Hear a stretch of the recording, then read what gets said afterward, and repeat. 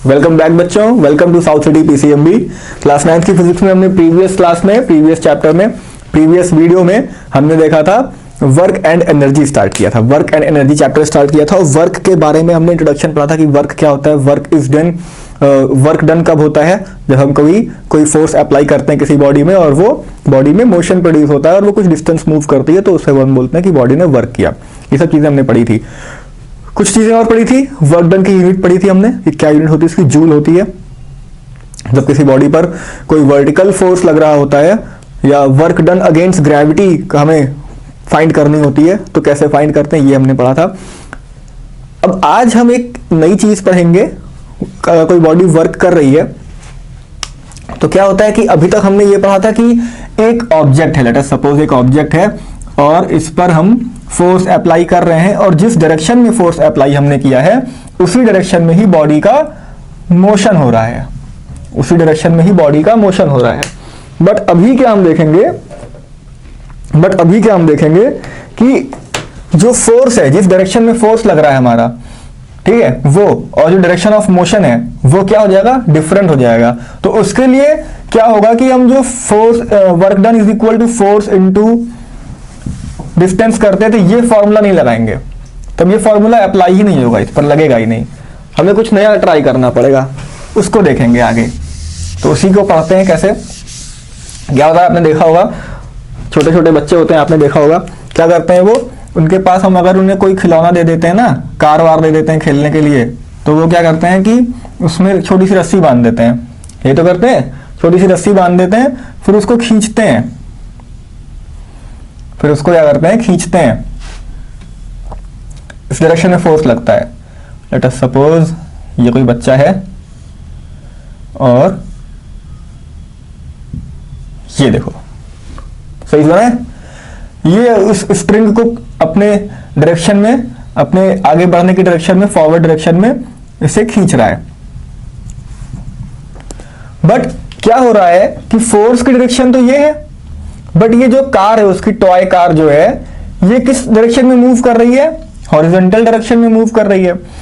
तो जो हमारा डायरेक्शन ऑफ मोशन है, जो हमारी डायरेक्शन ऑफ मोशन है और जिस डायरेक्शन में फोर्स लग रहा है उसके बीच में एक एंगल क्रिएट हो रहा है। क्या हो रहा है, एक एंगल क्रिएट हो रहा है। Let us suppose this angle is theta, let us suppose this angle is theta. तो यहां पर जो वर्क डन होगा, वो जो वर्क होगा वो प्रोडक्ट होगा फोर्स के हॉरिजॉन्टल कंपोनेंट का और distance travelled by that object. अब फोर्स का हॉरिजॉन्टल कंपोनेंट क्या होता है, फोर्स का horizontal component is F into cos theta, the magnitude of force into cos theta. Cos theta मतलब कि जो एंगल बन रहा है डायरेक्शन ऑफ फोर्स और डायरेक्शन ऑफ मोशन के बीच में, उस एंगल का, उस थीटा एंगल का हम कौन सी वैल्यू लेंगे, कॉस थीटा लेंगे। सो F cos theta into S, S means the distance travelled by this body, ठीक है, distance travelled by this body. कोई भी फोर्स लगता है, अगर ऑब्लिकली लग रहा है, कोई एंगल बनाते हुए लग रहा है, लेट अस सपोज वो एंगल थीटा है, तो उसके दो कंपोनेंट होते हैं, एक हॉरिजॉन्टल कंपोनेंट होता है, एक वर्टिकल कंपोनेंट होता है। इस चीज को ज्यादा डिटेल में आप क्लास 11th में पढ़ेंगे। फिलहाल अभी के लिए आप इतना जानिए कि जो फोर्स किसी डायरेक्शन, किसी एंगल से लग रहा है, हमारे एंगल ऑफ, हमारे direction of motion, direction of force के बीच में अगर कोई एंगल लग रहा है, अगर कोई एंगल बन रहा है, तो उसका जो हॉरिजॉन्टल कंपोनेंट है that is cos theta. This is direction of motion, this is direction of force, and this is the theta angle. This is between the direction of force, direction of motion. तो यहां पे W is equal to F cos theta into S. as simple as that. ठीक है, ये बात होती है जो आपको याद रखनी है हमेशा। cos theta is the vertical, F cos theta is the horizontal component of this force. इस फोर्स का जो horizontal component होगा, horizontal component means इस डायरेक्शन में, horizontal डायरेक्शन में, और मोशन भी इस डायरेक्शन में हो रहा है बॉडी का। अगर हम कोई कार अपनी ऐसे छोटी सी खिलौने वाली कार खींचते हैं, ऐसे ऐसे आगे बढ़ते हैं, तो वो हॉरिजॉन्टली ही तो आगे बढ़ती है, तो वो तो आगे बढ़ रही है हॉरिजॉन्टली, बट फोर्स इधर लग रहा है। That's why we are using this formula, work done is equal to F cos theta into S। Simple. जैसे कोई क्वेश्चन मैं एक एग्जांपल से बताता हूं आपको, बहुत ही सिंपल सा एग्जांपल है, समझ जाएंगे आप इस चीज को एग्जांपल के थ्रू। क्या कह रहा है क्वेश्चन में कि अगर एक ऑब्जेक्ट है उसको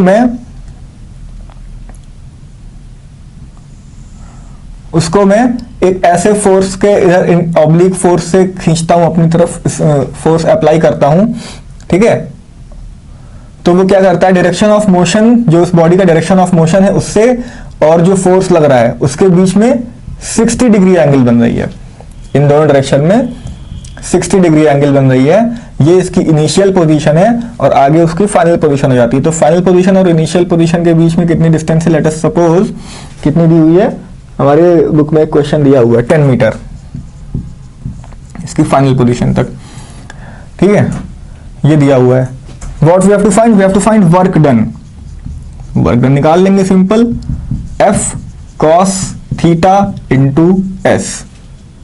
फोर्स कितना लग रहा है, फोर्स लग रहा है 5 न्यूटन का, F is equal to 5 newton. Put all the values, we know F is equal to 5 newton. cos theta means cos 60 degree. अच्छा, आप लोग क्लास 9th में पहुंच गए तो आपको इनकी वैल्यूज पता होंगी, cos 60 degree, cos 30 degree, sin 30 degree, sin 60 degree, sin 90 degree, cos 90 degree, cos 180 degree, सब पता होना चाहिए। अब cos 60 डिग्री की वैल्यू क्या होती है, 1/2 होती है। Yes, the cos 60 degree is equal to 1/2, that means 0.5 या 1/2 ही कर रहे हैं तो 5 इंटू 5, यही तो 1/2 हो जाएगा, वहां से कैंसिल हो जाएगा। तो that means 25 joule of work is done. 25 joule of work is done. इस बॉडी को यहां से इसके इनिशियल पोजीशन से इसके फाइनल पोजीशन तक लाने में अगर फोर्स हम कैसे लगा रहे हैं, फोर्स हम ऑब्लिकली लगा रहे हैं, किसी एंगल में लगा रहे हैं। Is it clear? बहुत सिंपल है। अब हम बात करेंगे कि जब हम फोर्स कैसे लगा रहे हैं, 90 डिग्री पे लगा रहे हैं। अगर हम चाहते हैं कि कोई ऑब्जेक्ट है और उस ऑब्जेक्ट पे जो फोर्स लग रहा है, उस ऑब्जेक्ट पर जो फोर्स लग रहा है, let us suppose this is an object, इस पर जो फोर्स लग रहा है एंड जो हमारा डायरेक्शन ऑफ मोशन है, इनके बीच में क्या है, 90 डिग्री एंगल बन रही है।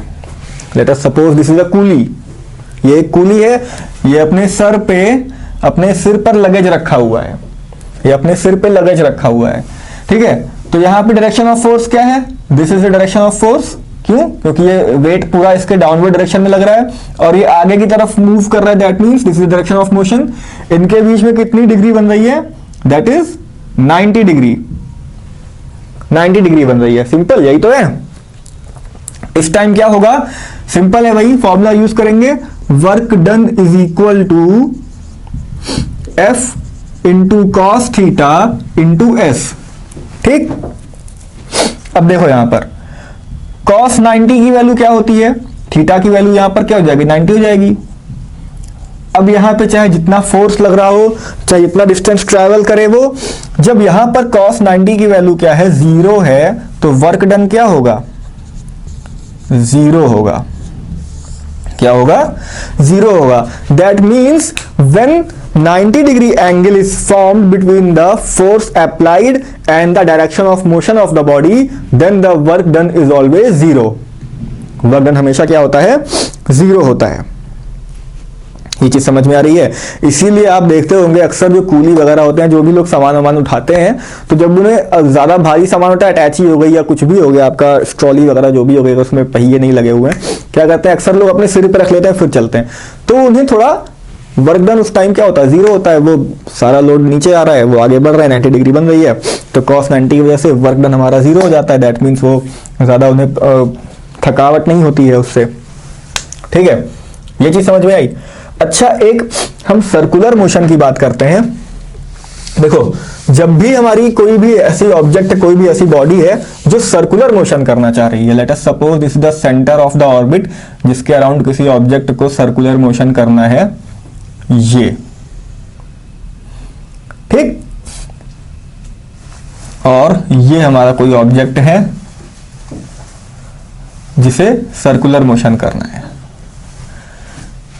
ठीक है, अब सर्कुलर मोशन कर रहा है मतलब कि अब ये आगे ही बढ़ेगा, ऐसे ही बढ़ेगा, फिर यहां पहुंचेगा, फिर वो ऐसे आगे बढ़ेगा, फिर यहां पहुंचेगा, मतलब कि इससे टेंजेंट, इसका डायरेक्शन ऑफ मोशन क्या होगा, टेंजेंट होगा।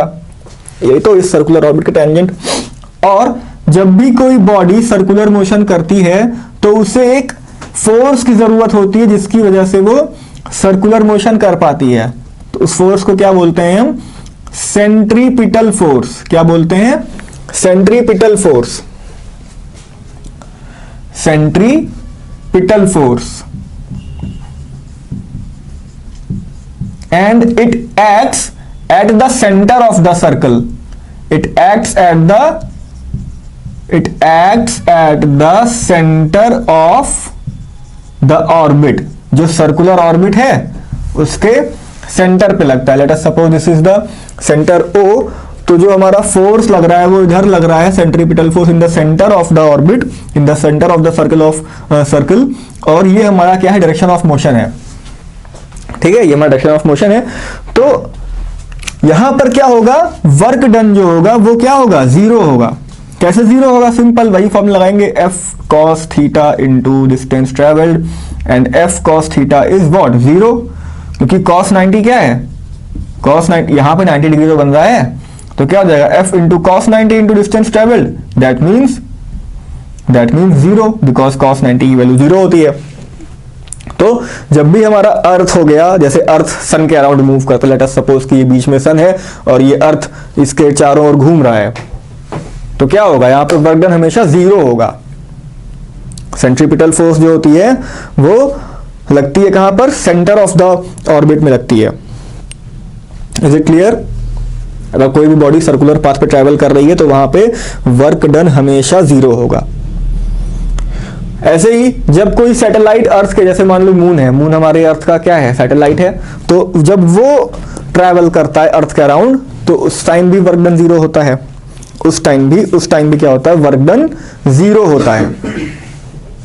ठीक है, now we will see work done when the direction of force is in the opposite direction of the motion of the body. अगर कोई बॉडी मोशन कर रही है उस टाइम पे, लेकिन क्या हो रहा है कि उसका जो डायरेक्शन ऑफ फोर्स है वो अपोजिट है। इसका कोई एग्जांपल बता सकता है कि ऐसे कब होगा? जैसे ये फुटबॉल है, सही नहीं बनाए, फिर से बनाने दो। ये फुटबॉल है, अगर ये बन गई फुटबॉल, ये ठीक है, ये हमारी ग्राउंड पे रखी हुई है, फुटबॉल ग्राउंड पे। आप सबने एक फ्रिक्शनल फोर्स के बारे में पढ़ा होगा। जब भी कोई बॉडी ग्राउंड पर मूव करती है, जब भी कोई बॉडी ग्राउंड पर मूव करती है तो एक हिंड्रेंस, फोर्स ऑफ हिंड्रेंस लगता है। वो ग्राउंड से हमें एक फोर्स ऑफ हिंड्रेंस लगता है इन the opposite direction of the motion of the body. Let us suppose मैं इस बॉल को, इस फुटबॉल को इधर से किक मारता हूं, ठीक है, फोर्स ऑफ किक, इधर से मैं किक मारूंगा तो बॉडी की मूवमेंट किधर होगी, इस डायरेक्शन में होगी, डायरेक्शन ऑफ मोशन।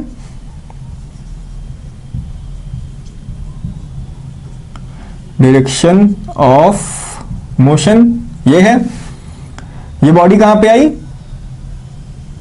यहां पे आई, ठीक है, किक इधर से पड़ती है, डायरेक्शन ऑफ मोशन इस डायरेक्शन में है। बॉडी की फाइनल पोजीशन क्या हो गई, this is the final position of the body, this is the final position of the body. लेकिन क्या होता है, जब बॉडी हमारी इनिशियल पोजीशन से फाइनल पोजीशन पे जा रही होती है तो उसे फ्रिक्शनल फोर्स लगता है। क्या लगता है, फ्रिक्शनल फोर्स, फ्रिक्शनल फोर्स। उसकी डायरेक्शन क्या होती है, it is the opposite to the direction of motion. जो हमारा डायरेक्शन ऑफ मोशन है उसके अपोजिट लगती है। If the force acts opposite to the direction of motion, तो क्या होता है वहां पे हमारा कॉस थीटा जो होता है, जो हमारी थीटा एंगल होती है वो क्या हो गई, 180 डिग्री तो हो गई। देखो अगर मैं एक पॉइंट लूं यहां पे, इधर हमारा डायरेक्शन ऑफ मोशन है और इधर हमारा फोर्स ऑफ फ्रिक्शन है, तो इनके बीच में क्या बना, 180 डिग्री बना, 180 डिग्री तो बन रहा है, देखो ठीक।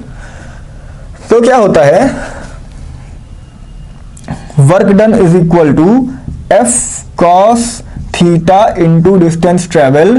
तो यहां पर कॉस थीटा की वैल्यू क्या होती है, कॉस 180 डिग्री और कॉस 180 डिग्री की वैल्यू हो जाती है, जो हॉरिजॉन्टल कंपोनेंट है हमारा एफ कॉस थीटा ही तो है, तो कॉस 180 डिग्री की वैल्यू होती है -1 cos 180 degree, F cos 180 degree into S.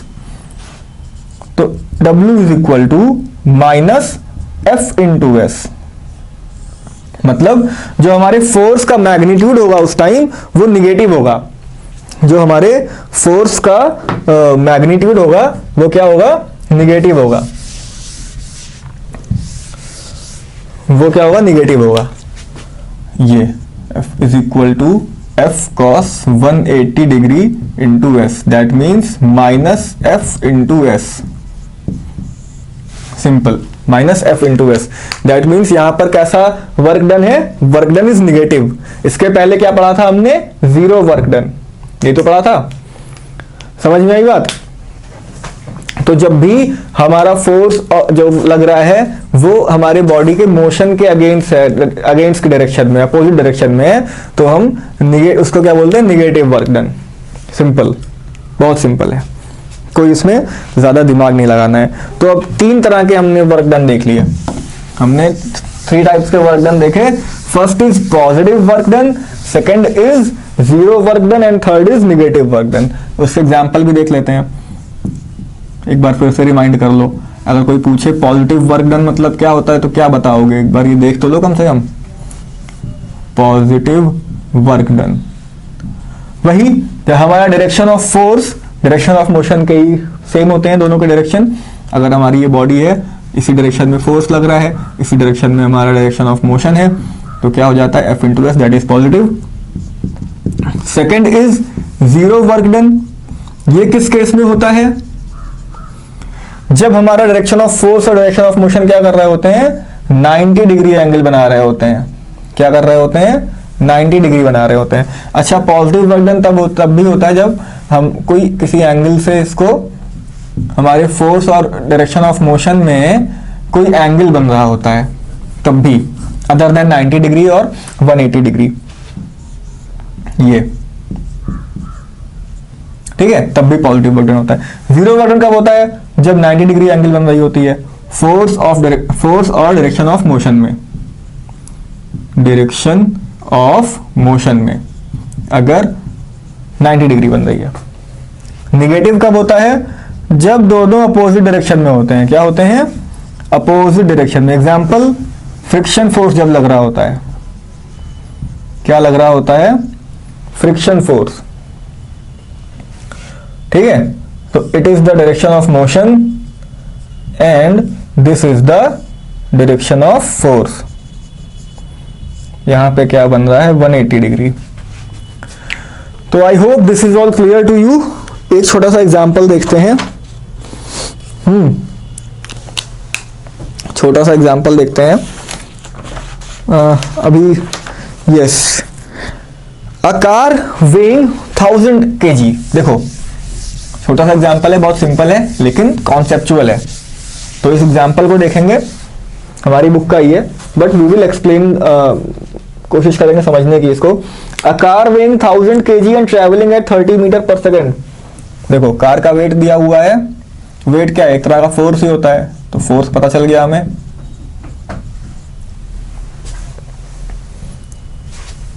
Thousand kg, ठीक है,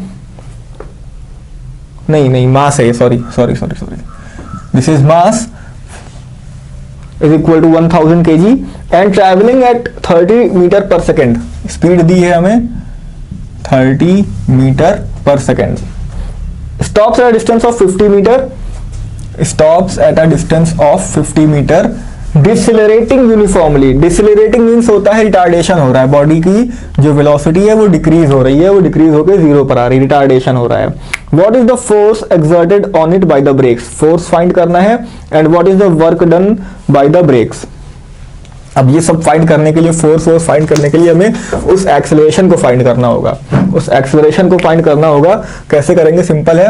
v हमें पता है, v is equal to 30 metre per second and हाँ ठीक है, v is given but it is the initial velocity. So u is equal to 30 metre per second stop हो रही है, that is final velocity, that is 0. Final velocity 0 हो रही है, यही तो हो रहा है. एक्सेलरेशन फाइंड करना है, किससे फाइंड करेंगे? v square is equal to u square plus 2as, यही तो होता है.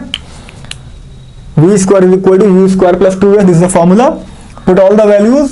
0 is equal to 30 square plus 2 into a into 50. क्या मिलेगा यहां पर? 30 का स्क्वायर यानी कि 900 एंड ये क्या हो जाएगा? 100a. ठीक है, 900 इधर आएगा निगेटिव और यहां से हमें क्या मिल जाएगा? -9 metre per second square. This is the x. अब देखो निगेटिव क्यों आया? क्योंकि क्या कर रहा था? रिटार्डेशन हो रहा है, रिटार्डेशन हो रहा है. ठीक है, जब रिटार्डेशन हो रहा है तो ये हमारी एक्सेलरेशन की वैल्यू आ गई. अब ठीक है, सिंपल फोर्स निकाल लेंगे. Force is equal to mass into acceleration. Mass दिया है 1000, पुट कर दो वैल्यू, पुट कर दो वैल्यू. 9 नेगेटिव में, दैट इज -9000 न्यूटन. सिंपल. अब हमें वर्क डन निकालना है तो force into distance travelled. Work done is equal to force into distance travelled. इस फॉर्मूले में सारी वैल्यूज पुट कर दोगे, आंसर हमें मिल जाएगा. तो बहुत ही आसान से न्यूमेरिकल्स हैं, सॉल्व कर लेना. And we will discuss about energy in our next videos. So thank you for watching this video and thank you class.